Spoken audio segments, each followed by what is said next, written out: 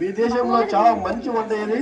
మేము ఇక్కడ తిరిగినప్పుడు చేసినప్పుడు మీదేదో హైదరాబాద్ బిర్యానీ చాలా బాగుందని చెప్పినప్పుడు చాలా సేపు అయినాము.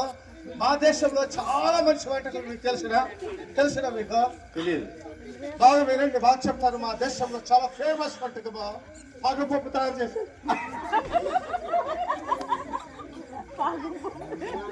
పాగంపప్ప. ఎస్, పాగపప్పు అనగా మీరేమొచ్చారు ఏమొచ్చారు తెలియదు కానీ బలము బాగా ఉడికించే బాగా వేసి చేసి దంచి పెట్టి దాన్ని బాగా చేసి ఆయన ప్లేట్లలో బజార్లలో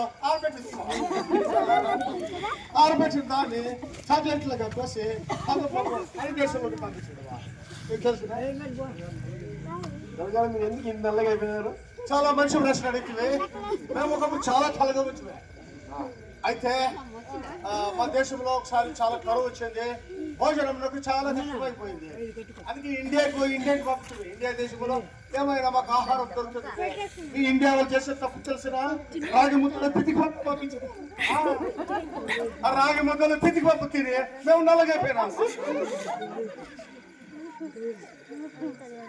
మీ డ్రెస్ ఎట్లుంటుంది గారు?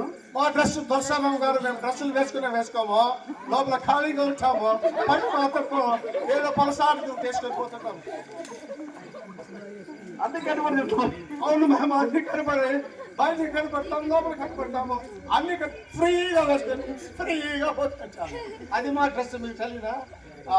ఇంకో మాట చెప్తాను. చిన్నస్వామి మనిషి వచ్చినప్పుడు మీకు ఇద్దరు పెళ్ళాలని తెలిసింది మాకు. నిజమైన మాట. మీ చిన్నపిల్ల పిల్ల కొడుతుందని పాప విన్నాము మేము. అందుకోసం మేము ప్రార్థన చేస్తాము. తర్వాత మీకు చిన్న పెళ్ళాము బాగా కొడుతుందని విన్నాము. అయితే మీకు పెద్ద పెళ్ళాం గురించి మేము విన్నాము. నేను ఆమె చీరలు అన్ని ఉతుకుతామంటే మేము కూడా దర్శనం అప్పుడు ఉతుకుతాము. ఆ ఉతికించడం వల్ల ఆమె తెల్లగైపోతుంది, మేము నల్లగైపోయినాము. అందువల్ల మా దేశంలో కూడా మేము మా బట్టలు మేము ఉతుకుంటాము, మేము మా పనులు మేము చేసుకుంటాము. ఒకవేళ ఫ్లైట్ లేకపోతే ఒకవేళ మాకు ఈ సైబీరియా కొంగలు పరిగెత్తుకొచ్చినాయి కదా, వాటికి పెళ్లి చేసేస్తే ఒక అర్థం పితికిపోతుంది. ఆ పెళ్లి చేసినప్పుడు ఆ మగ కొంగ ఆడ కొంగలు పైకి ఎగిరినప్పుడు దాన్ని కాళ్ళు పట్టుకొని వెళ్ళిపోతామా. ఫ్లైట్ ఛార్జీలు మిగిలిపోయా, మాకు హెలికాప్టర్ ఛార్జీలు మిగిలిపోయా. సైబర్ దేశం వారికి మేమందరం కూడా కొంగలు పట్టుకొని కొంగలు కాళ్ళు పట్టుకొని మా దేశంలోకి మేము వెళ్ళిపోయి అక్కడ మేము హాయిగా అక్కడ ఉందామా. అయినా మీ దేశంలో మేము ఒకటి వింటిమే, చాలా విచ్చలవిడిగా మగవాళ్ళు ఆడవాళ్ళు మాట్లాడుకుందరు కాక మా దేశంలో చాలా స్ట్రిక్ట్ గా ఉంది. ఏం మాట్లాడుకుంటారు? ఏమి మాట్లాడుకోరు మీ దేశంలో. ఓడుకోరు, చిచ్చుకుంటారు, చెడ్డ మాటలన్నీ మాట్లాడుకుంటారు. మేము మా పొడుగు చెడ్డ మాట మాట్లాడుకోము. మా దర్శనంలో ఒకసారి కూడా చెడ్డ మాట మాట్లాడలేదు. ఒకవేళ మాట్లాడుకో మా దర్శనం సైలెంట్ గా లోపల పిలుచుకొని వచ్చి బెడ్షీట్ కప్పు బాగా కొడుతుంది.